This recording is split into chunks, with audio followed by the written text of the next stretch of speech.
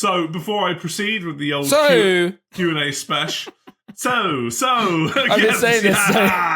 So I don't know if you guys noticed this, you probably do, but if you skip through any of our timestamps in our videos, Russell will go, so. It's what I actually look for. If I had some kind of AI that could just detect when he said so, I could do the timestamps so much easier, because it's just like... Don't give away my radio DJ secrets. So listen out for it. You'll not be able to unhear it. Little shit. But there we go. Yes, so it is the beginning of the... See, I deliberately didn't do it there, just to, like, trigger you. I can now, like, be really, like, painfully aware. So... Welcome to the In the Tank podcast. Get ready for an hour of hot 40k goodness coming in your ears. So we're in the tank now, baby. We are live. We are indeed live. Welcome, everybody, to In the Tank Q&A Spesh. How you doing, my man? You okay? I'm really good, thank you. How are you? I'm good. Although I must preface with the fact that if our darling listeners hear any sort of construction-esque noises, the world around me keeps moving, despite the fact that I record this, obviously, every week at our allocated slot time. And my neighbour has some construction going on next door. So we'll see. We'll see. Yeah, it's their new drill dough. Right up the arsehole. So how you guys were doing? How you been doing, man? What have you been working on? What have you been working on? Well, any news? I got back from the event and I was like, it's really nice not to have to be frantically painting for any. We need to do an event like. Yeah, we do. We'll catch up on that in a sec. So yeah. I came back from the event and I was like, I could do with like a few more neophytes and a reductive saboteur. So I sprayed a load of those and then I just put them on my desk and I was like, I just couldn't even stomach the idea of painting any more GSC. So I'm having a little palette cleanser and it's a little... I want you to guess what you think my palette cleanser is. It's just a squad. Admech. No. Ooh. Two more guesses. Okay, yeah, fine. I'm going to go with the obvious, and it'll be like the weird choice, right? Necrons? No. Fuck off. I've painted Necrons for 3 years, Russ. That's not a palette cleanser. Shit me. I'll give you a clue. Yeah. I'm having a little snog, Russ. A little. Are you? Little is it something chaosy? Maybe. Is it? What are you doing? Oh, you guess. You got one last guess. Oh, is it something Alpha Legion-y? No, it's Death Guard. I just really fancy doing some like power armor, basically. And I was like, which ones do I actually have built?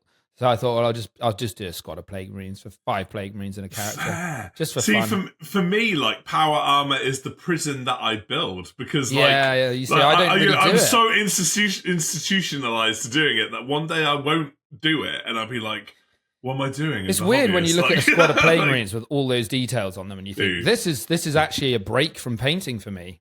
Yeah, true. Although, I find weirdly with the Plague Marine Nurgle stuff in particular, and also CSM in comparison to regular vanilla Marines, those fuckers are mega detailed, man. They are. There's a lot going on, and they've got like guts coming out, tentacles, horns, teeth, fucking chainmail, loads of random shit. But I quite like them. They're cool models. So I'm just going to paint a few and just to give me clear out the tanks a little bit because I've done so much GSC lately that I feel like I'm going to go mad if I jump straight back into them.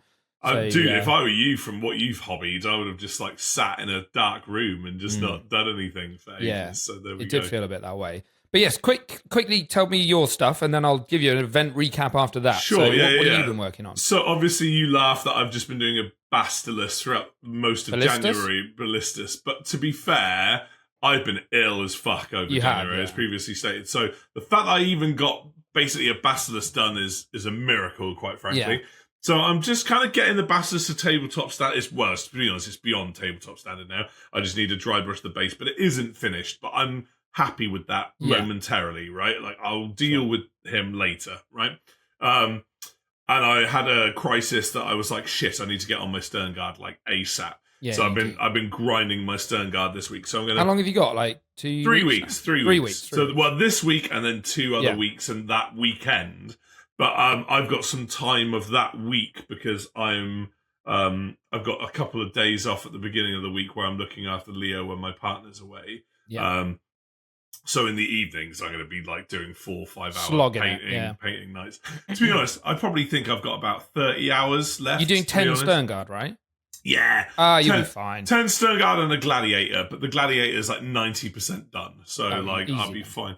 And then he's good. And then this is like a meme on the channel. Yeah, he's a good. And then after that, I've got another Librarius Conclave list that I want to do, where it's two Gladiators and some variant units, which is basically going to be all the other Dark Angel units that I want to do until May. Yeah. And then have that cut-off point where it's like, okay, from this moment forward, it's the year of chaos for me. Hear me. But I've been kind of prepping that in advance as a because building for me is, again, I've talked about this on the channel before, it's like a different headspace for me. Yeah, because you don't even do your mold lines. That's why it's just absolute durdle. I was so shocked to my core because Russ sent me these Terminators, these Chaos Terminators he's done, and I was like, "Oh, great, mate!" And I had a look at them, and I was like, "Are those just fucking mold lines down the front of the machines?" And I said, "Russ, do you not get rid of your mold lines?" And he was like, "No, never done it." And I was like, "Fuck." Do you know what? Do you know what, Ed? Do you know what the crazy thing about that is? No one notices when you paint them. That's not true. It is true. It's not true. Because I left one mold line on the model, and everyone in my fucking friend group was like, "Oh, I see you've left the mold line." I was like, "Fuck off." It's because you get better at painting it. But like no one's... Honestly, mate, it's fine. It's fine. You just need to let go. I'm going to pick them up and be like, I can see mold lines. To be fair, those old Terminators are pretty mold liney. Nowadays, modern kits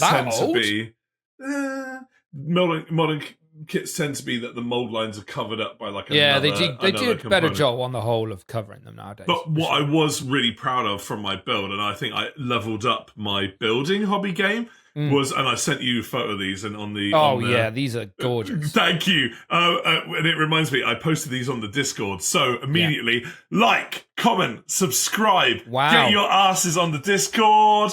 Thank you to all of our Patreons. Follow Ed at Eddie Lad 40k. No, what's it? 40k. Brilliant. And I'm Count Ruskiller Minis on Instagram. Yeah. And obviously, please like and comment and everything else. Yeah. And thank you to our Patreons. Thank you for our Patreons. We do have one. You guys are the we have more. No, as in we have a Patreon. As in we have a Patreon, is what I was saying. Yes, we do. Yes, I do. Yeah. So yes, the thing that I'm proud of myself. I made the most gorge unit of chosen word bearers that I could possibly ever make. They're very cool. Thank you. And I really went to town on these. I made one chosen for like each of the Chaos Gods as well. And they're all like really different looking to each other, if that makes sense. One of them, which is my absolute favourite, is like the Slaneshi one that I made, where he's like drawing a sword like out of his thing. Cool. You've got some really good bits that are in those kits that you've used. Like they look like a proper. When you sprayed those, you could 100% think they're like Chaos Sword Brethren for the Black Templars. That level of like difference between all the guys with all the weapons. Thank you, so cool. Thank you very much. So but I mean, that was a high class bit spots, right? Where you've got like Chaos Lord bits, you've got 30k Forge World bits in there. You've got loads and loads of diverse components that I was like hoarding for my chosen unit because they're going to be quite an important unit in my army because they're going to be essentially Abaddon's meat shields and to give Abaddon advance and charge and shoot and all kinds of cool shit. So they're going to be like a centerpiece unit in my word bearer's army. So that's cool. So there we go. I look forward to seeing them painted, mate. It'd be good. Well, yeah, I think they're going to be one of the first things that I work on when I come back. Although I'm going to be so spoiled for choice in terms of what chaos stuff I want and need to paint. One squad at a time, baby. That's all you need. Yeah, and I think just try not to do 10 mans because it breaks you.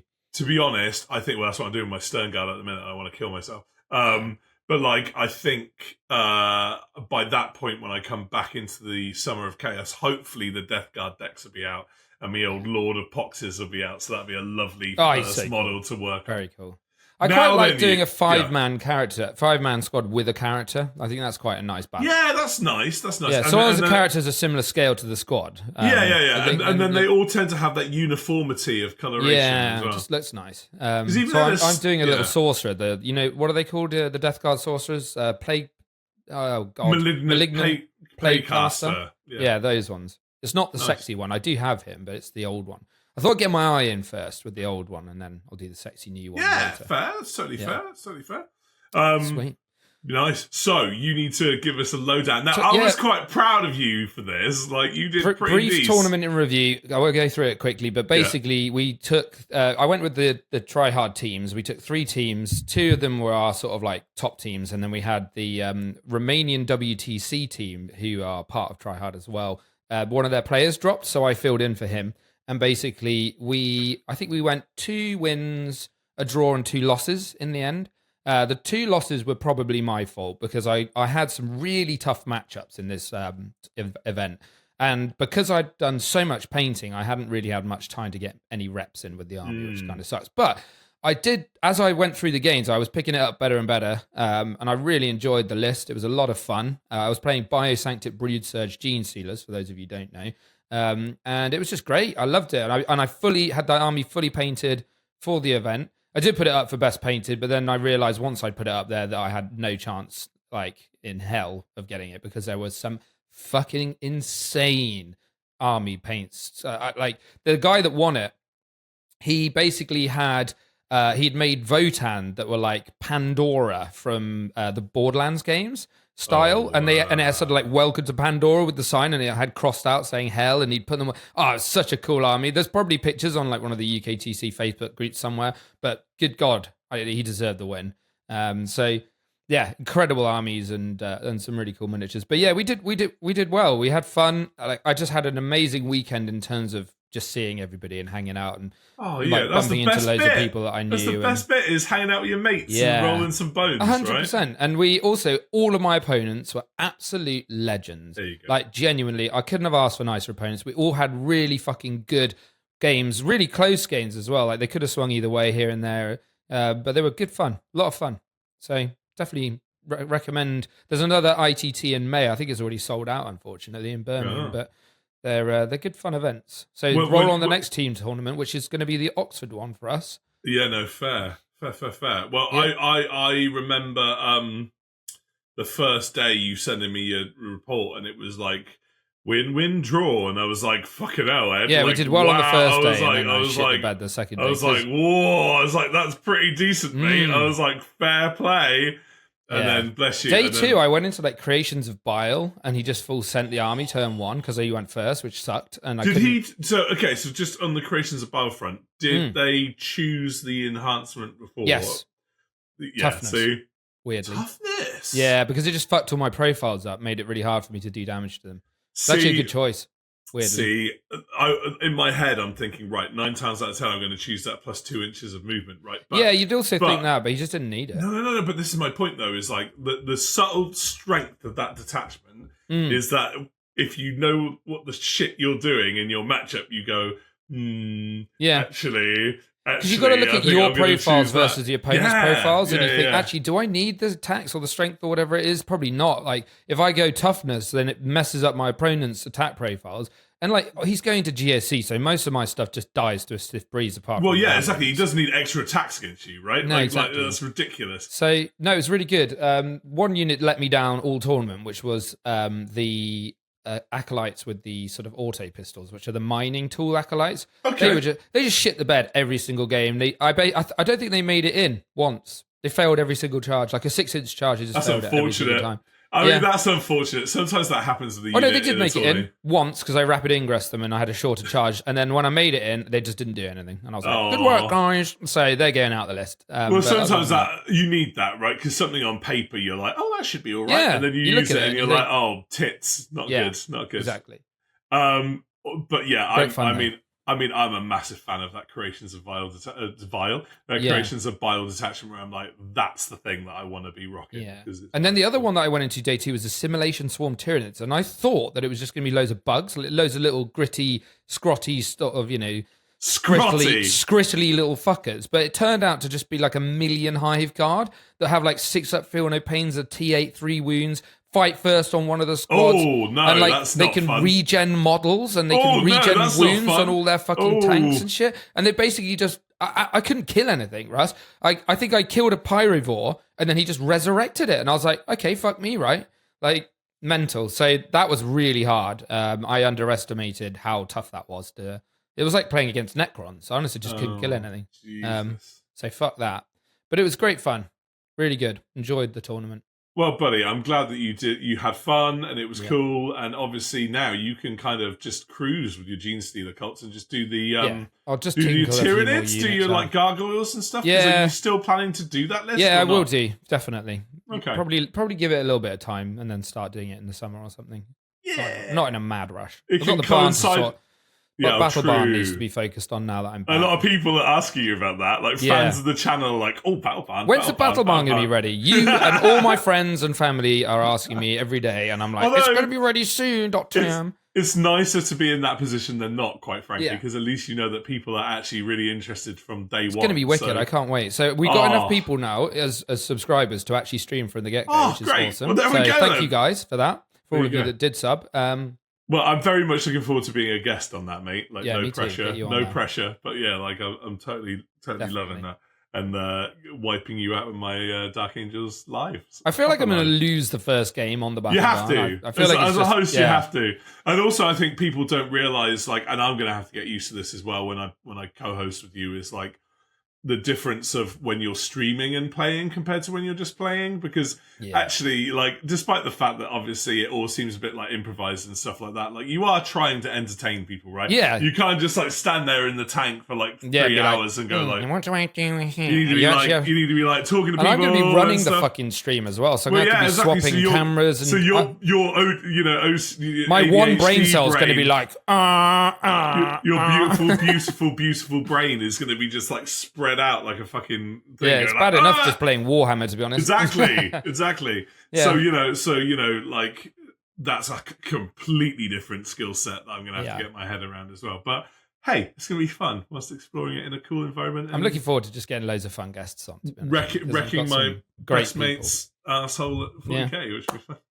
Nice. Lovely. Fucked. Well, that about wraps up our introduction, I think, doesn't it? It does indeed. So, before I proceed with the old Q&A special, I've been saying this I don't know if you guys noticed this, you probably do, but if you skip through any of our timestamps in our videos, Russell will go, it's what I actually look for. If I had some kind of AI that could just detect when he said I could do the timestamps so much easier, because it's just like... Don't give away my radio DJ secrets. So listen out for it. You'll not be able to unhear it. Little shit. But there we go. Yes, so it is the beginning of... See, I deliberately didn't do it there, just to, like, trigger you. I can like, being really aware. So, before we proceed with the actual proper Q&A special going forward, and of course, I've got everybody's names, and thank you, everybody, for asking us various questions. If you want to put some more questions in this episode's comments, please, so... Please let us know what questions you'd like to ask us. And honestly, it can be about anything. It'd be about our opinions on this, like anything lore-based, like anything hobby-based, even anything not hobby-based, whatever. Like, just ask us some shit and we'll get some stuff going. Just make sure you specify whether you want the answer in centimetres or inches. That's very important. So yes, please let us know, and then we'll crack on. So we're just going to see how many of these we can get through. If we obviously run out of time, then any questions that we haven't asked will be on the next one. And we're going to try and do these like every 6 weeks to a couple of months, because it'd be quite fun to do these every now and again. And it gives me a break from having to be topic master for a week. So there we go, master of topics. So our first question is from Dandy Deadpool. And also I will say, if I mess up anyone's names, I do apologise, because I'm an idiot that can't read, apparently. You can't pronounce anything anyway. No, I can't. But still. Well, no, I can read. I can't pronounce. It's true, yeah. Very true. So, which Primarch would you like to see return next? Oh, that's not true. No, not true. Return. Not return. I misread that. Ooh, interesting. So, do you want me to go first, or do you want to go first? Yes, sorry.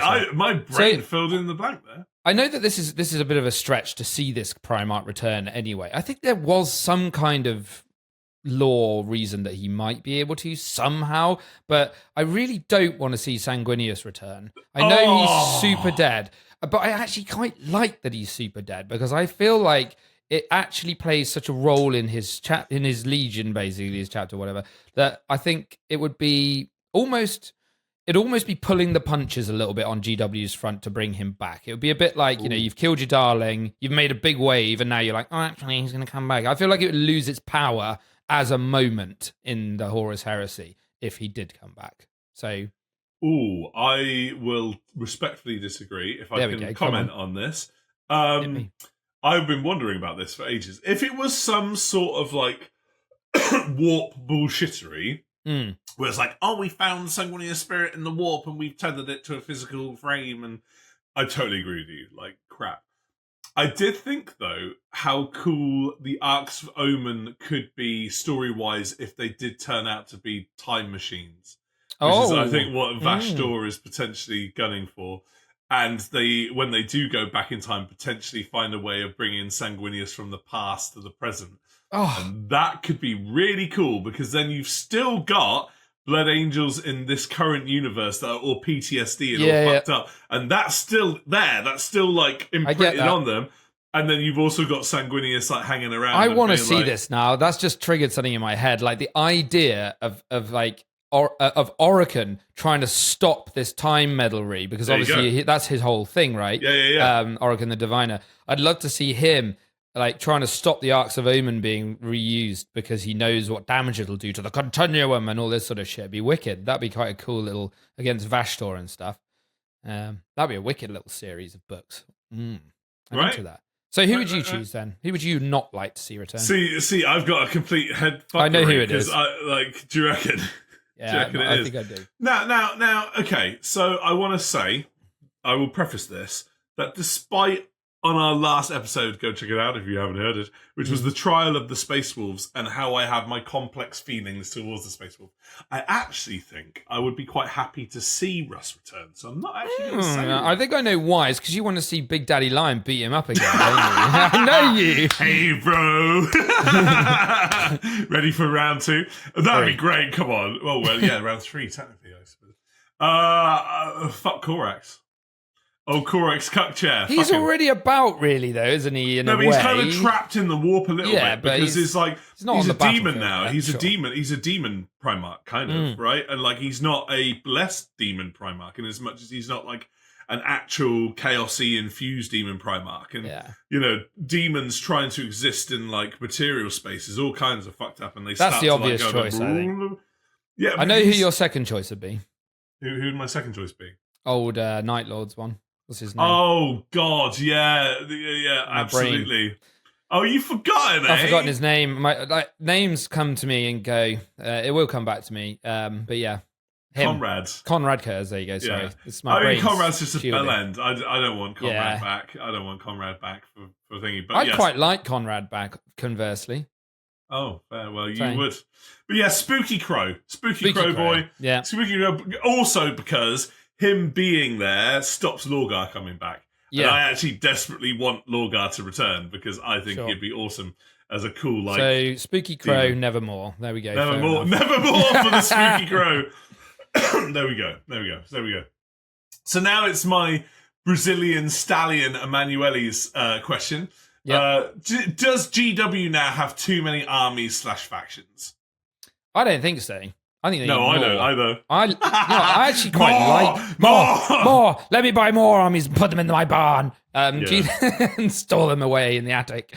But yeah, I feel like this is the thing of our time, right? You know when you're like your grandparents die and you have to go and empty their house out, and they've got loads of fucking like woodworking random shit in there, and you're like, why the fuck have they collected all this shit? It's worthless. Or I feel like our grandchildren are going to be like saucers, saucers, exactly, or like silver spoons. Like our grandchildren are going to be like, why the fuck has he got so much grey plastic stowed away in every orifice of this house?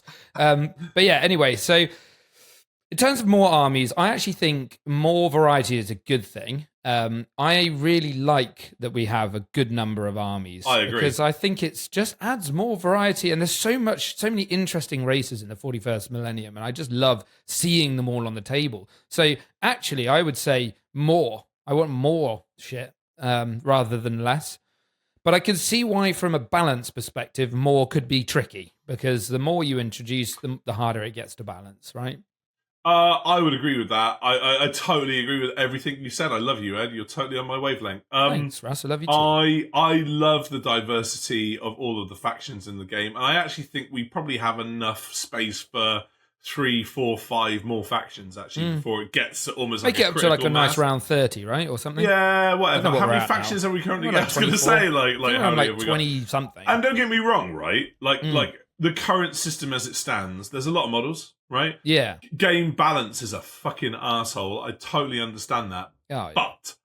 But GW make $1 bazillion, right? They do. Balance your game better. They're doing better. They are really doing better now. Actually, yes, I will let you have Since that. Josh Roberts has been on, yes. and like they've had a bit of, they're doing the rules better. I'd actually say, and I'd go on record as saying that actually in its current state, with the balance updates and stuff happening every 3 months, this is the most balanced 40k has ever been in the history of its game. I would argue, I'd genuinely argue. I think so. That, and as a result of that, with this constant living sort of system that currently exists, I reckon you could still do that with multiple factions. I think, and it would make an edition last longer. I think that's 100%. The one thing that I do want actually is a longer edition, like from 3 years to 5. I actually think make an edition last longer, like make it last 5 years. I feel like they need to do more with the story through the edition. You know those old campaigns you used to get in store and stuff, where you'd actually have like the campaign overall would move things forward over like a year or something. I feel like they should go a bit more like that. They need to increase the speed. I think they are doing this, but they need to increase the speed of codex releases over an edition because there's so many armies now and so many of them have the weight. And then you end up with a problem like Guard had in 9th edition where they get about 3 months of codex before they get walloped with an index and lose everything. So I do think they need to kind of increase that. And also, I'm kind of hopeful that going into 11th edition, whenever that may happen, be it later this year or next year or beyond, I hope that they actually don't re-index. I hope that they just keep the codexes that people have rolling forward into the next edition and almost make 11th edition like a 10.5. That's exactly what I want. Just a step forward in the lore, and maybe a little step forward in some of the core rules here and there that shift things in a better direction balance-wise or gameplay-wise. Well, I think the only reason why they do like new editions as big jumps as they do is like, and this is a very cynical headspace, is to like sell codices, right? And to like make that a financial thing. But as we've already talked about in the past, we are standing on the hill of making that shit free, right? Yeah. So let's hope. If you have this system where eventually one day in the motherland of this utopia that we're designing, right? That if codexes and army books and stuff like that are free, there's no reason to have these unnecessarily big mechanical jumps unless it does need a reformation, right? Yeah. And as it currently stands, I think 10th edition is minus 1 or 2 little interactions that will really feel bad, much more so than 9th. And they were early on, right? So I think I love where shit has gone this edition. I love the stratagem refinement. Pisses people off, like casual people especially, or people who don't get a huge amount of time to play the game because they paint up their army, they get the list done, and then the whole rule set's changed and balance points have changed to the point where that's no longer valid. I understand that. But I do also think that it is so much better for the health of the game. And they're doing a really good job. I don't disagree. Although you are huffing hopium thinking that the codexes are ever going to be free. Maybe a free online rules, like maybe they won't tie them to the codex in the same way, but it won't be free, it'll be like a sub. It'd be ironic that that'll happen when we're at the height of the 3D printing revolution. Yeah. We can get like models for nothing. We've talked about this before, we've made codexes free, and we'd be like, a little bit too late there, G-dubs. Yeah, a little bit too late. I do think they'll go the way of a subscription-based model if they're going to do anything. That's what they'll do. It'll be like Warhammer Plus, but for the app, where you get all the codexes, you pay 15 quid a month or something. Sure. That's a license to print money alone. So many people would do that. Yeah, I agree. Yeah. But yes, thank you, Emanuele. That's a great question. But no, make more factions, please. More plastic crap. More grey plastic. Let's fill our homes, damn it. So we got another friend of the channel recently. How could GW make Combat Patrol good and not unbalanced? That is a tricky one. I've got some thoughts on this. No, you go first. This is dead easy. Go on. Dead easy. You make it basically boarding action rules. Okay. Without the boarding action display. So essentially, boarding action had a really limited sort of scope for like points, so it's like 500 points or 750 or something. But it had very heavy restrictions, so like no vehicles, minimum of like 2 units. The character can't have any enhancements. I think the total cost of a character can't exceed like 125 points or something. It had quite a lot of restrictions, right? But if you make all combat patrols fall into that bracket, which isn't hard, actually, that isn't hard, right? Then you've got essentially like an infantry skirmishy game that is on a smaller board and will teach you the fundamentals of the game itself. And you don't have to come up with any janky, like kill team-esque rules or sort of combat patrol rules and data slate. It's literally the data slate. It's literally the data slate. It does feel a bit like boarding actions and combat patrol almost sort of, get in each other's way a little bit.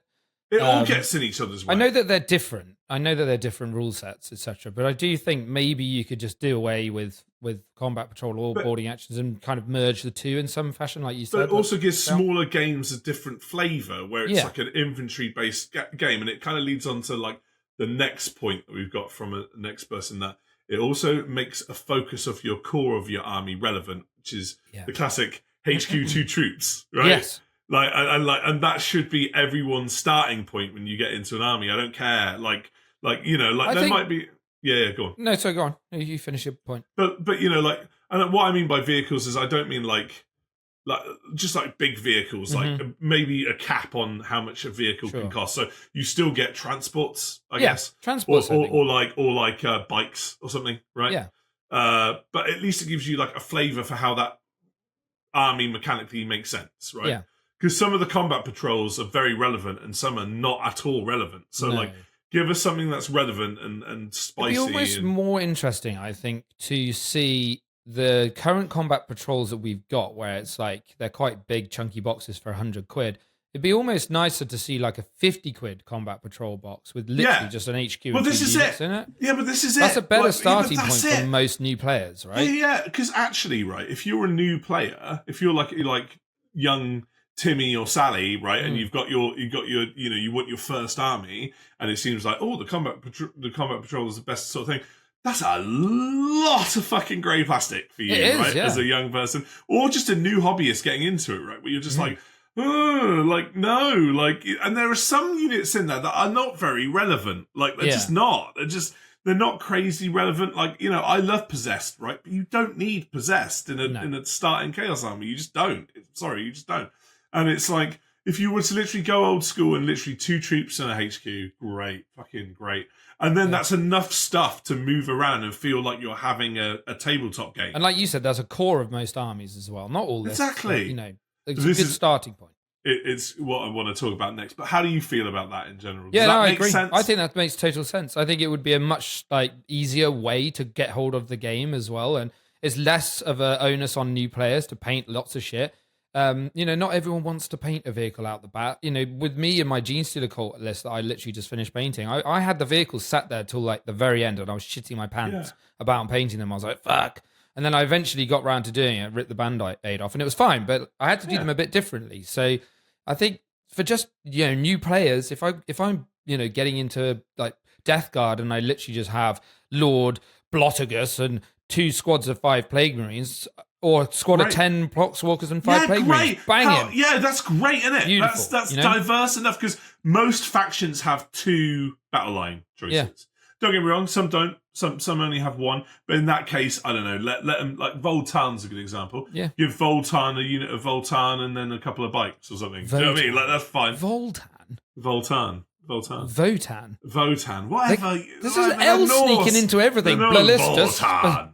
I need to do my Gladiator. Yeah, whatever. But I actually I thought about that. Yeah, I actually that's sat down really. And the reason why I went back there was because of my experience with Third Ed, which I'm going to discuss now. So, John W., thank you, John. Yeah, he also is part of Farringdon Games Club, so much love to Farringdon Games Club. You guys are the best. I need to go more, actually. I've just been needing to paint and actually hobby, unfortunately, but there we go. This is an interesting question, and I've thought and ruminated on this a lot, and I've got an interesting contrary opinion to this. Would increasing the points across everything help the game? AKA, it will create smaller games for balance and, more importantly, more affordability for people. Yeah. What do you think about that? I'm going to hold off on my opinion here because I've got a very massive opinion about this. I do think there is. I know that they did sort of say in 10th edition that they were squashing points down a bit so that you didn't have to have as much on the table, etc. And they did a little bit to some extent, but I didn't think they really did that much. Didn't feel like more than like a 10% knock almost. I do think they could go a bit further with it, to be honest with you. Just to sort of speed games up a little bit. It doesn't need to be big. I don't want to lose like half the army or something, because I do like also having, a lot of models on the table to make this feel like a proper scale battle. But maybe just nudge another 10% down or something across the board, and that would just make things a little bit harder in terms of choices of what you want to put in the army. And it would mean that you can't take quite as much stuff. And as you've just said in the question that John's posed, I think that it's less for you to paint, which is great, and it's more affordable, which is another plus point. And it also means that Horde armies are actually really losing more than 10%, because it feels like a lot more when you knock 10% off AdMech or Genestealer Cults. That's a lot less models to paint. So that's my kind of headspace with it. I'm gonna contrast this. I think the opposite. You want more shit on the table? I want 10% more shit. You fucking maniac. So, go on. And I have reasoning for this.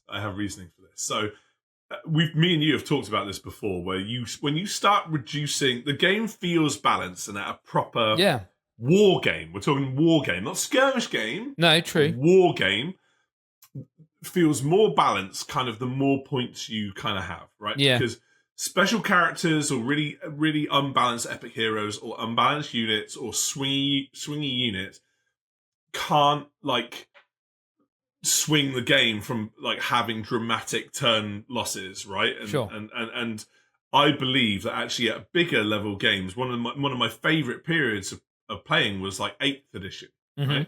And 8th edition games were massive. 8th edition games were quite chunky. You could get a lot on the table for 8th edition, actually. And that system felt really balanced, actually, way more balanced than 9th. But I think the reason for that was 9th increased lethality, and it also increased a lot of stratagem bloat, and it was just all a bit mad, right? So I think if you have a decent combat patrol system, you do not need to fuck around with the mainstay 2,000 points, or if anything, go the other way, right? Where if you're boarding, if your boarding action / sort of combat patrol is balanced and fun, that will be I've got an hour on a break and I need to play some bones, right? That's that sorted. It's because combat patrol at the moment is so crap that it doesn't really offer a contrast. No one fucking plays combat patrol. It's just the start of your 40k army, really. So if you made combat patrol that much better and fun and actually engaging and cool, Warcry, actually cool. Exactly, Warcry. Then you wouldn't need to have that massive gap. Does that make sense? Yeah. And my other point of that as well is how you can also help balance. And I've said this before 1,000 times: is be more restrictive with army creation. Oh yeah, okay, that plays into it, sure. Because again, at that point, you're then creating these massively askew lists within a 2,000 point framework where, you're going to be choosing only the best. And that's not, and as far as I'm concerned, that's not a balanced war game. I don't care. It's one of my pet peeves with 10th. That is the only things that I feel lets down 10th edition is that army construction is way too broad. Far too far. I like it. I sit on the other side of this fence. You like it now, it's only but trust me, I reckon you'd enjoy it more with a more restrictive system. I actually used to find the old system where you had to have X and Y and this many troops and all that sort of stuff. I found that a bit wanky. And especially the way they used to do the detachments, where you had to get more detachments to get more CP. I really didn't like that. I love the fact that you just get your CP, you have your big old detachment, and that's it, and you just put your shit in it. I actually quite like the freedom of it, to be I can kind of just make what I want here. To an extent, you can only put 3 of something in unless it's troops or battle, whatever they call it, battle line.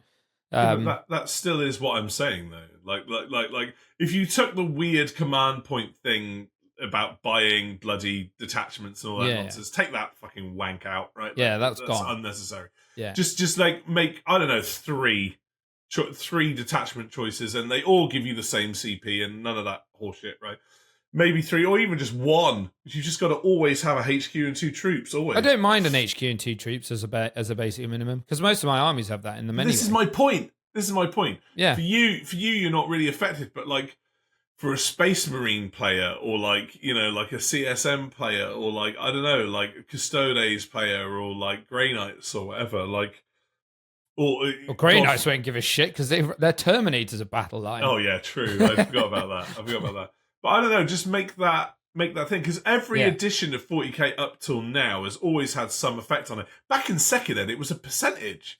So it was 25%. 25% of your army at a minimum had to be battle liney, troopy units. That's interesting. So one of the interesting things about increasing the size of the game by 10% is I think we would see a lot more stuff going into reserves at the beginning of the battle, because you just wouldn't have space to deploy it all. But it makes that a separate mini game. Yeah, because it is a bit at the minute. People do stick shit in reserves, but it's not. It's only for a point or reasons. You know, it's either because your army's so fat you can't deploy it, which is the case for some, or it's just because you want to do little sneaky attacks here and there, like you do with the Gene Stealer Colts and deep strikes and stuff. But yeah, it's an interesting one. I think I do think the game is in a good spot in terms of its size. I could see it going up or down depending in 11th edition. I'm intrigued to see what actually ends up happening.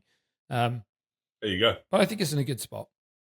Interesting perspective there. 2 different perspectives, but it's all cool. The Underpater had some really interesting questions for us. Yep. What box/speciality game would you like to get more lore/novels about? And what theme should the next quest game have? What we mean by quest game is like Curse City, or if we're talking OG quest games, the original Warhammer quest / Hero Quest, I suppose. Yeah. Or like the Curse Tower, I think is what it was called, or something Tower was what it was called. And of course the 40k, various 40k dungeon run games over the years. It's a Blackstone Fortress, that was it. What lore/novels would you like? I think Blackstone Fortress would be my game that I would want more lore for, more novels for. Yeah, it's quite a cool one. It's quite cool. I think they're very mysterious, the Blackstone Fortresses. And there's a lot of Necron history tied in there, because obviously there's the whole thing. I think is it true that Necrons built them? I'm pretty sure it is, isn't it? Oh, I don't know. All the old ones. It's either that or the old ones. They're like from that sort of time period. Oh, no one knows. They're so mysterious. Well, they're built out of Blackstone, right? Which is what traditionally Necrons build a lot of their shit out of. Yeah, that's because they're old, though. That's because they're ancient. Yeah, exactly. That's their stuff. So I think it'd be interesting to have some more development of that, because I thought it was quite a cool little game, Blackstone Fortress. It was cool. That's my answer to the first one. What about you? Mordheim. Yeah, Mordheim's cool. So some novels based in Mordheim, based around all different gang perspectives, and that'd be cool. Bring Mordheim back. Mordheim for 2026.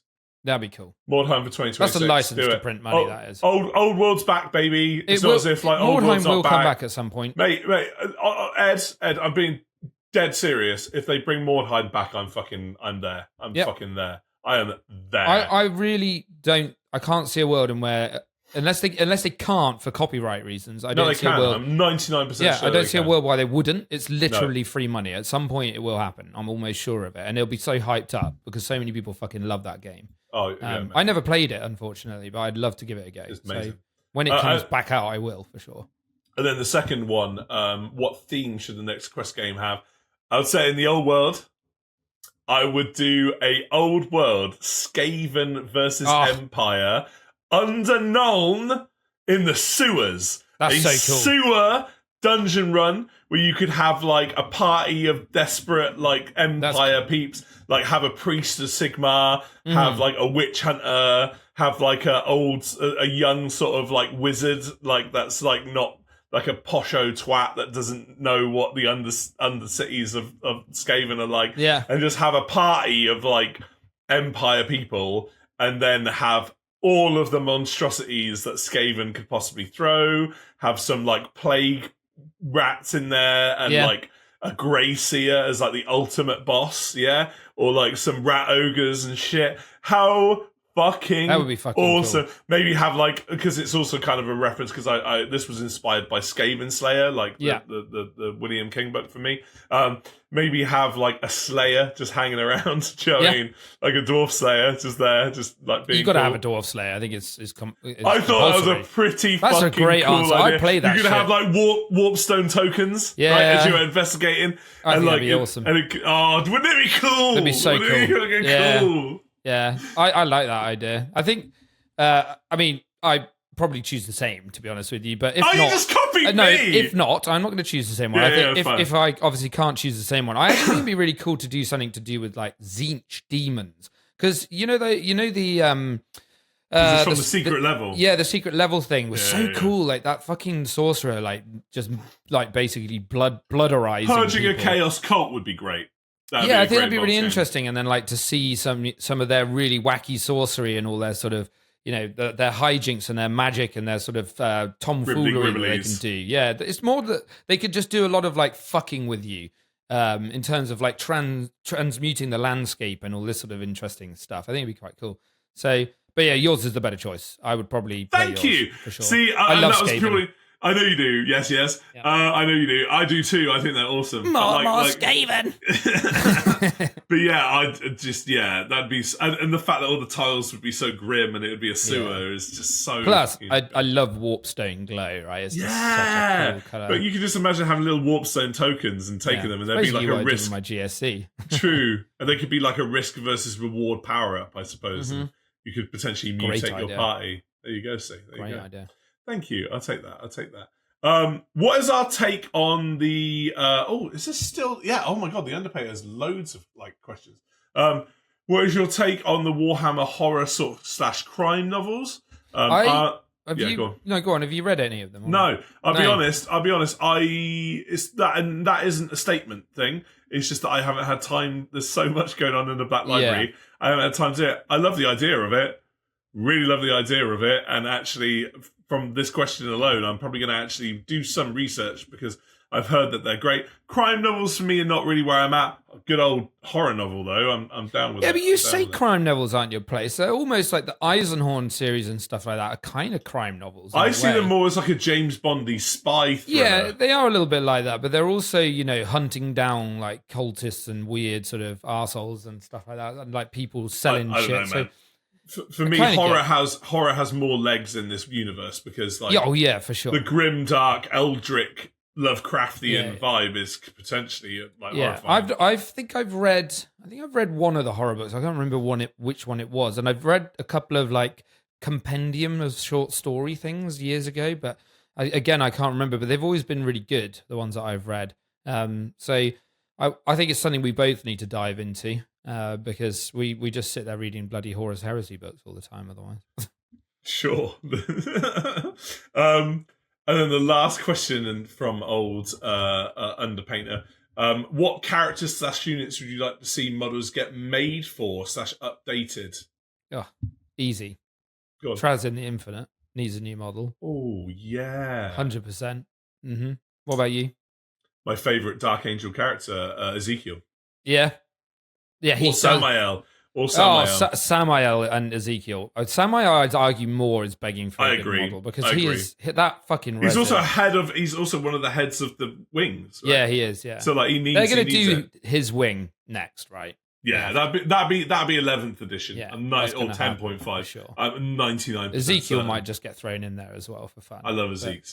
Like, he's my boy. That is a good shout. I think there's a few Necron characters that I really want. I can't remember the bloody names of them now, but we lost a load of Finecast ones going into 10th edition, and I just miss all of those. So I think it would be nice to get a few of those back. Nemazor Zandrek is another one that I absolutely love, and I wish he was back in. So I've also got two honourable mentions as well.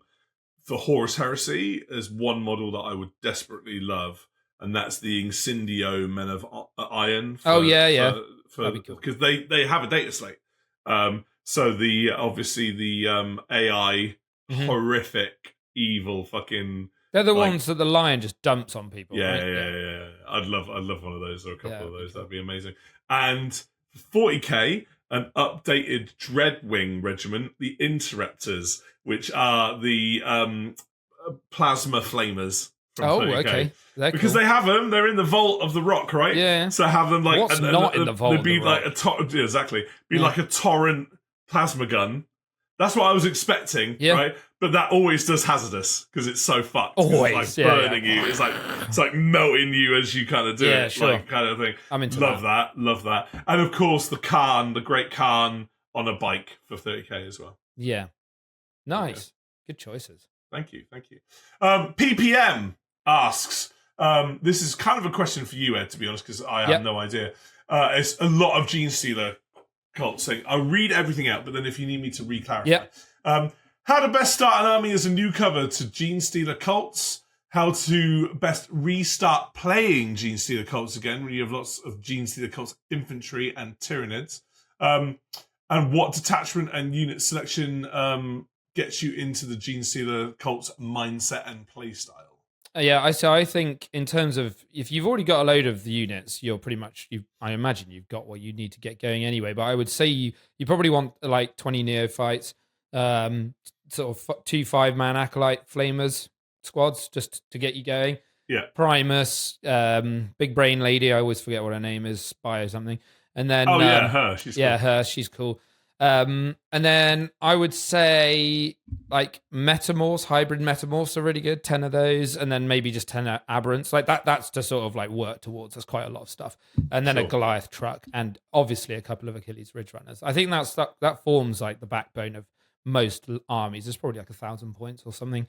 But I would actually say the index detachment is the best one to start out with in terms of using those units for a start, and also it's just it's the most sort of Gene Stealer culty kind of detachment.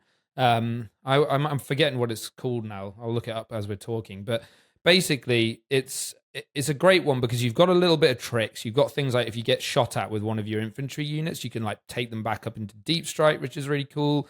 And they've just got some little tricks and some fun enhancements like +2 inches to your charge, or being able to make sort of reactive moves and that sort of stuff. It's called Host of Ascension. So and it gives you sustained hits and ignores cover when you come down out of deep strike, which combined with lethal hits from Big Brain Lady and then the crits on 5 strat means that 20 block of neophytes can do like sustained and lethals on 5s, just shit out 1 million attacks and just kill quite a lot of stuff in one go. So that's a good core of a list, and it's really fun. And you'll have a lot of fun trying to remember all the gun profiles for your neophytes. In terms of the last bit, I think that's pretty much it. Actually, if you've got loads of Tyranids, try Final Day Out. It's basically the same sort of thing, but we'll just chuck a load of gargoyles and lictors in. Off you go. I love you, Ed, but just everything that you just said was like meow meow meow meow meow meow meow meow meow meow meow meow meow. Sorry, that's it. No idea what you were saying. Load of fucking Gene Stealer cult shit. Xenos, random heretic, bullshit. Xenos heretic, 4-armed emperor, heretic, Xenos, die Xenos. Okay, cool. So wicked. Thank you. Cheers for the question. No, that's cool. Like honestly, if people want to know how to pilot certain factions from us, like as much as our opinion is worth, we're more than happy to go through that. Hungry Bert, aka Rob T.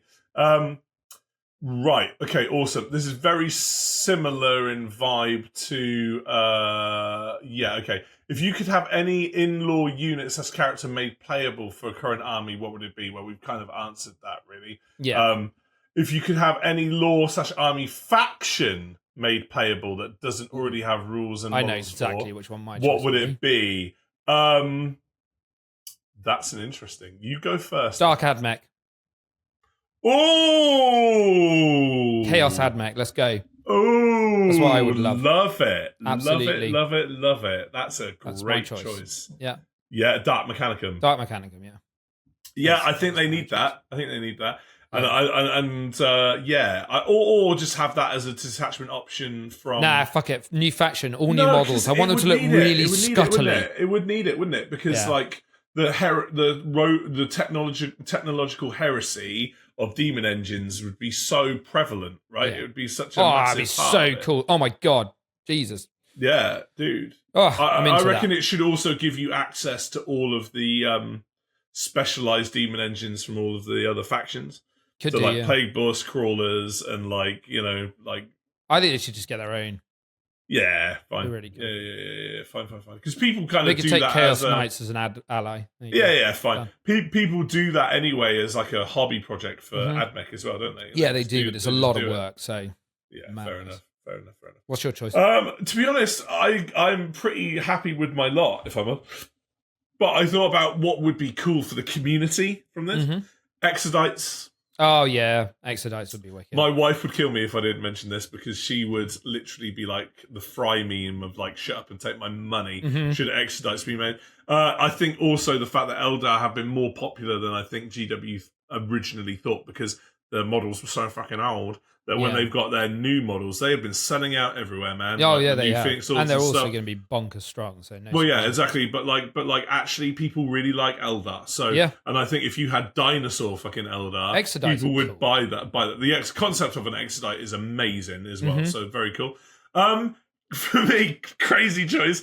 Chaos Orcs. Oh, I'd be well into that. Chaos, that's fucking great. Also, Chaos Voltan. So Voltan as well. Like Votan. Chaos Dwarves. Let's try it one more time. Votan. Brilliant. Shut up. There we go. So Chaos Voltan. Votan. So like, yeah, There's Voltan. Oh, whatever. Shut up. Chaos Voltan. So yes. So Voltan. I want Chaos New Dwarfs. faction, Voltan. I want Chaos Dwarfs. Give me Chaos Dwarfs. Chaos Dwarfs would be cool. I love a Chaos Dwarf. They're so cool. They're like so corrupted cool. Votan core. Because we've got evil elves. Give us evil dwarfs. Yeah. Like they're cool. Like again, make that AI. While really we're doing it, like, why don't we scary. get nice Necrons? You kind of already have nice Necrons. Like some of certain them will Necrons work with are you nice. to a point. The Silent King's ambivalent. Like he's kind of like Is whatever. he? I work.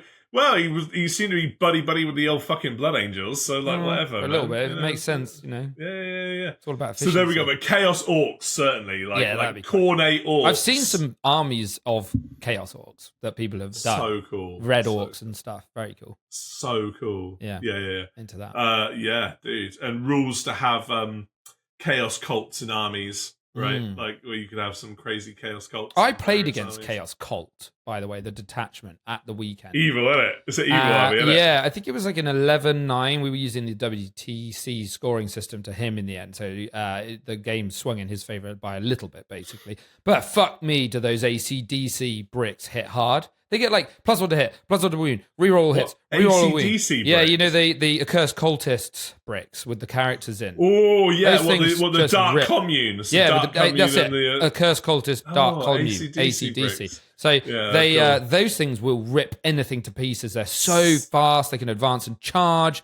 Madness. See, as a word bearers fan, I kind of need those in my army, but they don't get the benefit of Fabius's. No, you have to run them as Chaos Cult, I think, to get the most out of them. I'm good. But they were really cool. They are cool. Monsters. They are cool. Very cool. There we go. So that's our choice. We're getting there. Oh my god, we've gone through this faster than I thought, and we've almost done the pod as well. So this has actually worked out quite well. Worked out nice. So Brood Rooster, which is a great name for a name. We kind of answered this question on pod, but I have another choice. Sure. What is your most loved mini? So we answered this on the Peachy pod. The Peachy pod was, I think that was our sort of, in terms of most loved, it was more like our most, precious. Yeah, sentimental, that's the word. So in terms of like my most loved mini, I think I've got to go with, I have two that kind of share the limelight for this one. And one of them isn't painted yet, but the other one is. And the reason I love them is it's because they're the models that I have spent the most time on from a hobbying perspective in terms of converting them. And one of them is one of my Transcendent Catan, the Endless Swarm, which is basically, if you haven't seen it, I need to put a picture of it on the Instagram. But it's basically just like, there's an Ossiarch Bone Reaper's spell with this like big guy just sort of coming out with a big cloak, but I converted him to basically just be made of scarabs. And there's like this swirling mass of scarabs all like rushing up him and off his base and stuff. And it looks like there's like 100 and something scarabs on there. I completely forgot you had made that model. Like you played against it when we first met. He pushed your shit in. We had a very close game in that game, actually. No, but as in he pushed your Desolation Marine shit in or whatever. I eventually got to them with him. I knew you were a ace top mad lad when I saw that model on the table, and I was like, that guy's a fucking dude. Like, he had the patience to do that. And I was like, I think, that is one of your high points as a hobbyist, is that model. Like, and the other one is my custom Demon Prince for my Death Guard, which I love him! Oh, he's going to be so good. I need to get him painted soon. You do he's punch... so fucking good. I'll tell you what, Ed, you do punch above your weight, mate. You are quite a good hobbyist. Shut up. He's made out of Abaddon and just like a load of Death Guard, Nurgle, demons, and whatever bits. My favorite bit about him is there's this like tiny Nurgling like hanging off his leg, like, get him, boss. It's just fucking great. Get him. I just did a shit on your leg. So he's wicked. I've like he's got like a massive scythe, and you can like I'm gonna magnetize his wings because he's got these, you know, the wings that the plague drones have. He's got like 4 plague drone wings coming out of his backpack basically. So I'm just gonna have it so you can like clonk them in, because you'd be able to just make him either on foot or winged, just like that. So that's I think for whatever reason it was, that Abaddon model was a conversionist's wet dream. It's so good. When that model came out, like, so many Chaos people were like, oh, it's great. It is one of the nicest models in the entire CSM range, actually, and I had to get one. It's just so good for converting, because I basically sort of like married him into a what are they called? The Lord of Contagions. So like I kind of mixed a Lord of Contagion between him. So like he's got the Lord of Contagion's head and like the big banner, the Nurgly one on the back, and I've got like twin Plague Spurt gauntlets underneath his fist arm and stuff instead of just a bolt gun. So I've really gone to town on that one. So I'm looking forward to painting. I need to get him done. He's on the agenda. So I have two. Nice. I have two. I've got a gooey one and a not gooey one. So obviously on the Peachy Pod, I talked about the Lion model that I absolutely love, but we're not going to talk about him today. The one that I really enjoyed doing, that I was like, I've upped my hobby game actually, and I've really enjoyed it, and I need to finish painting him. He's like 95% finished. Is Luther for my 30k army, where I rep Luther as a paladin of the Heteroskinetica. How the fuck can I say that? How can you say that but not vote? Or ballistas? If you see Heteroskinetica written down, I guarantee your brain would like have a stroke. You are a creature. I know, aren't I? It's so weird. Yeah. But yeah, so I wanted to make Luther because the theme of my 30k army is a Calibanite loyalist army, which can be played as a traitor army for the setting. And I wanted, because there isn't an official model out for the Paladin of the Heteroskinetica, so I thought the perfect choice would be Luther. And then I had to sit down and work out exactly what components, because obviously Luther's that much smaller than like... Yeah, of course. So I used a old veteran body, which is significantly shorter than like the modern 30k sculpt. The bastard bit was finding his head. Oh yeah. So like finding a head, and I think I've literally found the perfect Luther head that looks like Luther. And I also like put an old Bretonian helmet that's kind of like dangling from his waist, but like a really basic bitch knight helmet, like not with any like flourish on the top, like a knight errant helmet, which obviously represents his time spent as a knight of Caliban back in the day and stuff. Sure. And I just really like how that model came out. Like I was like, that looks fucking great, and obviously thematically makes a lot of sense. So like you know, when I play Horus Heresy as a traitor, Dark Age traitor, Chaos, where's my Chaos man? I obviously used Luther for that. Yeah. But the sentimental gooey one goes back to my origin. And I might have mentioned this person in the pod before. If you do listen, because I don't know if you do, my friend, that's awesome. But if you don't, because of where you are in conjunction to your relationship with GW, I completely understand. But he's currently a GW manager, but he was one of my best friends growing up, and we kind of enjoyed the hobby together. I obviously can't mention his name for obvious reasons. But I love you, and I still think about you all the time, and I wish I could mention your name on pod, but I obviously respect your privacy. He was a legend, and he really, really went hard into the hobby young, and there was a reward system called Skulls with a Z. I don't know if you remember this back in the day. See? There you go. So back in the late 90s, early 2000s, there was a system called Skulls. And basically, if you spent over £10 in store, for every root increment of £10, you got a skull sticker. It was like a shiny skull sticker that you would put on a reward map. Mm-hmm. And essentially, it would be like 5 skull stickers, a tub of paint. Or like 10 skull stickers, a regiment box. Or like, and it would eventually get to like 20 skull stickers, like a battle force. Oh wow! Or like 100 skull stickers, a fucking resin statue of like something some amazing. Serious shit, then, yeah. Yeah. By the time you got to the end, you got some really cool shit. Yeah. And I remember offhand mentioning that I loved the 50 skull reward, which was a replica of the 30k Rogue Trader era Space Marine. Okay. So like a beaky from Rogue Trader with an old sort of like Venom gun or something like that doesn't exist in the modern era of the thing. And bless him, this guy got me that model. What a legend. So he cashed in 50 skulls for me, or however many skulls it was, and got me that model, and it was just a really cool surprise. And he was like, I know you really liked it, and got it. Legend, so it still exists. I think it's actually in my drawer right now. And I haven't painted it yet because I want it to be a really cool thing to paint one day and to have it as a sentimental thing.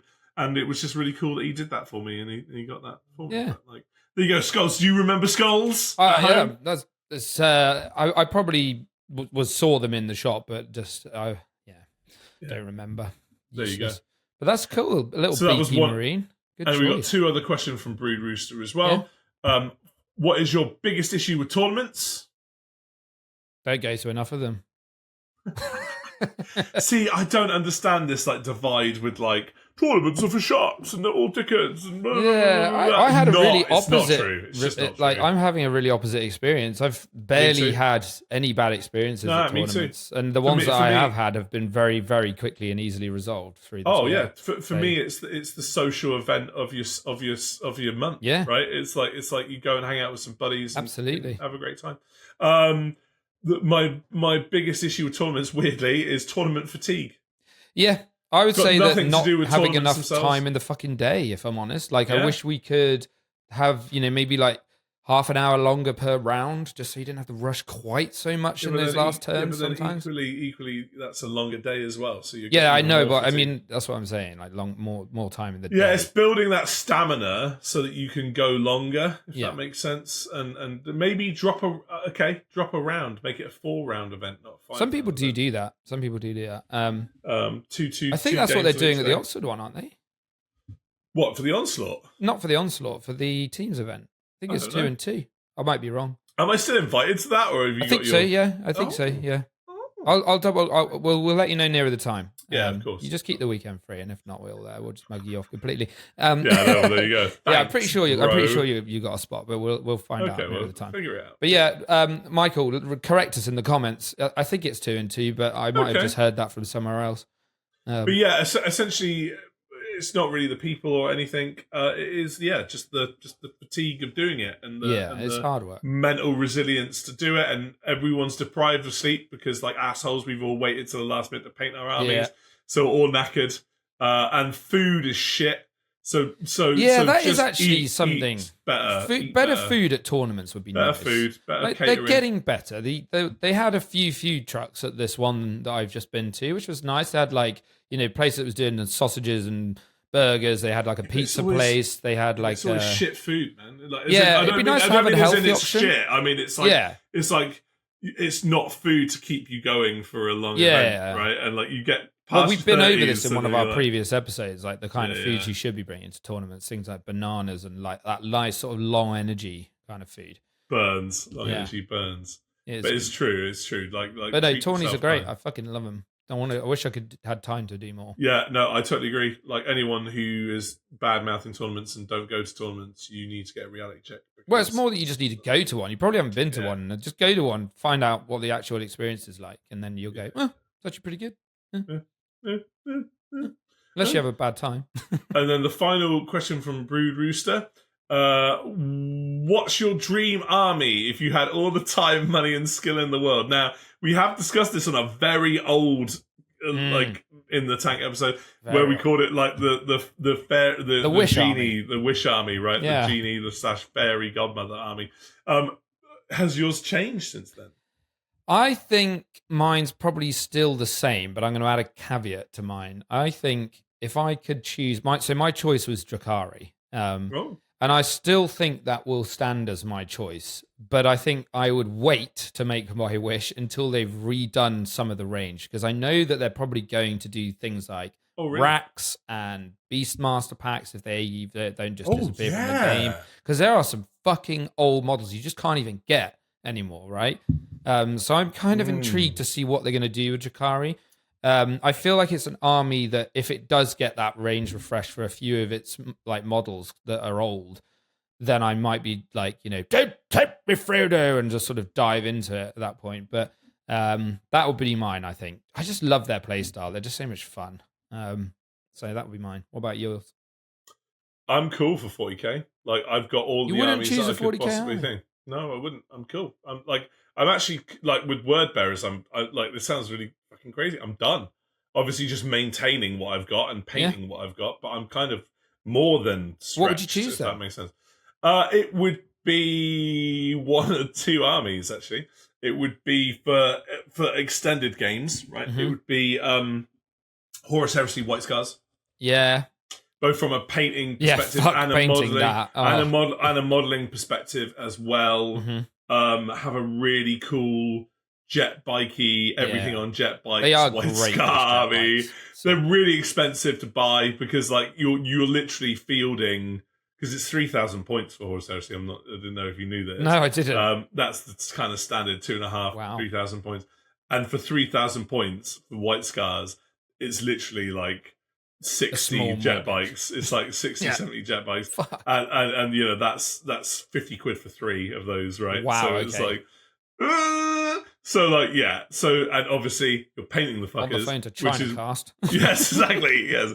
Excuse me. I'd like to order 10 number 4s. But yes, and the red on white. Fuck that shit. Yeah. As previously said. Old World. I knew it was going to be Old World. Presuming that I have done my Bretonnian army, which is what I want to do, really, because Bretonnians are my favourite faction. I would say Beastman army. I knew you were going to say Beastman. I was thinking to myself, I was like, it's wait for the Beastman refresh. Really? Yeah, I knew it. I was fucking... Do you know why? Wow. It's because you are a beast. That's why. I fucking knew it. You play Tauron in World of Warcraft. Like, you basically love Minotaurs. Oh, so I fucking knew you were gonna say did you know? I was almost about to say it before you. Yeah, hand on heart. Swear on my life. I was like, Beastman, fucking Beastman. I knew it. I love a Beastman. Yeah, I thought you would. They could be a really cool army with their range refresh, because I think they have some of the coolest aesthetics, actually. Like the Beastmen, the Chaos Beastmen in 40k. Really cool models. I don't know if you've seen that little kill team. Yeah. I'm kind of tempted by that kill team more. Yeah, but like I think that would really suit you as an army. Well, they're quite chunky.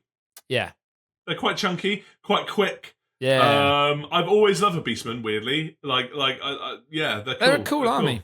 They are cool. They're cool. They kind of suit my play style as well. I'm not particularly subtle. They're not particularly subtle. Dragon ogres are the tits. Is this? Yeah, they get Cygors? Is that a Beastman thing? What are those big? Yeah. Bestigors. Have they got? I think Cygors. Bull men with like Cyclops. They're Minotaurs. Yeah, but there's like a giant one, isn't there? Like a. That's a. No, it's a Shaggoth. Oh, Dragon Ogre Shaggoth. Dragon Ogre Shaggoth is those lads. They're great. Shagger. Cool. Right, he's got a massive axe, right? And he's like, at the bottom is a Dragon Ogre Shaggoth. Yeah. And I'd make them. Do you know what I'd do? I'd make them a Tzeentch cult. Really? That's very cool. Oh, because of the guy with the staff. What's his name? The Minotaur looking dude. Bray Shamans? No, the big, thick dude that's got like the scars like Illidan all over him. What's he called? I don't know. It's going to annoy me now. I'm going to Google it. So, are you talking about the right range here, boss? No, it's not from. It's from. I think you can use it. You used to be able to use it in 40k. It's now an AOS thing. But I'm just trying. But they've scoured Beastmen from AOS. I know they have. I know, but there's two models. One of them is like those really big Minotaur looking beastie dudes. But then there's like a spellcaster version of him with like these sort of tattoos all over him with like he's got a staff. I want to Google this. Yeah, you Google it and find out because I'm 100% sure it's a thing. I've seen people paint really cool versions of him, and he's like a Zinchi kind of guy, like a Zinchi beast man. I just can't. Oh, what the big fucks? Like the real. He's just really a solo big... character, the one that I'm thinking of. Oh no! So Cygors, according to this, are big old monsters. They're like massive. I mean, they're very cool. Like they hold like big old fuck off rocks, and they just like throw them at each other. Beastman spellcaster. Let me just. Yeah. Sorry, everybody. I found it. Is it a Thaumaturge or something like that? Okay. Wow. Okay, cool. Something like that. Thaumaturge. I think it's something like that. I can't remember what it is, but basically, he's got like a massive pair of horns. He's like a big bull man. Oh yeah, he's not for Beastman, bud. No, I know he's not. He was a disciple of Zinch. Yeah, that's what I'm saying. He's a Zinchi boy, but I'm saying is you could use him as a proxy. Yeah, I mean he's cool. Yeah, he's cool. He's really cool. But like that sort of color scheme, I would totally go with. I would totally go with that. Like a Zinchi. We're like a couple of old men. We're like, what's it called? Oh, that fucking guy, you know? Yeah, so that's why I was a bit confused because yeah, sure. I also love a Doom Bull. Doom Bulls are cool. Oh yeah, like the proper big Doom Bull Minotaur. Brown. I think yes, indeed. I think I would go balls deep in Zinchi Beastman monsters. That's cool. And have a load of like Minotaur lads and the Doom Bull. If I was to choose a second army, I kind of want to do it now. If I was to choose a second army, by the way. In terms of, wish me an army, I think I would probably go with Tau because I just want to complete all the Xenos armies and it would just be quite cool to have a Tau army. Do you have orcs or not? Oh, no, I don't have orcs, actually. That's a good point. Orcs are another good one, but I think orcs, again, are another one that I wouldn't want to collect until they've refreshed things like Mega Knobs. Just a little bit clunky. Just a little bit clunky. They're just a bit, like, they look like, so some of the, like, the new Mega Knob War Boss guy, the War Boss in Mega Armor, he looks fucking cool. But then the old ones look like they're wearing cardboard boxes. So I just feel a little bit like, they're just like, they're all in the same that's kind of part of their aesthetic. I know. Like vibe, I like right? the aesthetic. I just think that they need sexier models. So, waiting for that, I think. I'm not going to touch orcs until that point. Same with That's fair. Well, there we go. Like, but now that inception of seed of an idea is in my head. I want fucking Zinchi. Don't Beastman start. now. You've got enough projects to work on, Russ. Way too many projects. Too many. You haven't even done your 10 Stern Guard yet. You simmer the fuck down and get them done first before you start any Beastman. You need keeping in line. It's because I want to be a Minotaur Beastman. I know. I can see you with a big old pair I love of that you horns. knew that's who it was. I fucking knew it. I saw exactly so where you were going with it. I was like, it's going to be Beastman. I could just feel it. It was the Tauron thing that tipped me off. Oh, yeah, man. I love a Tauron. A Tauron. Big, beefy bitch. Good choice. Right. Thank you. Thank you, everyone, for Q&A questions. It's awesome that we can do a fucking Q&A It's great. episode. Yeah, it was really. We had some really good ones, actually. Thank you, guys. We did. Absolute legends. Pop your next... If everyone, please, can pop their next Q and go mad, like go fucking crazy. It also helps the algorithm daddy recognize our video. Yeah. So spam questions, please, for our next Q&A lesson. Yeah. If you enjoyed it, it might be like an episode that tanks in the tank because no one really likes it. But I think Q&A episodes are always fun. So. And if you are in our Discord, and then pop them in the topic suggestions, or we've got some like channels in there that you can just pop it in. Feedback, I think it is like pod feedback. Just stick it in there and let us know. And if you're not in the Discord, get in the Discord because we've got loads of people in there. We're getting loads of people in there now. Like every day, there's like a new person in there. So like it's wicked. It's well fun. Come join us.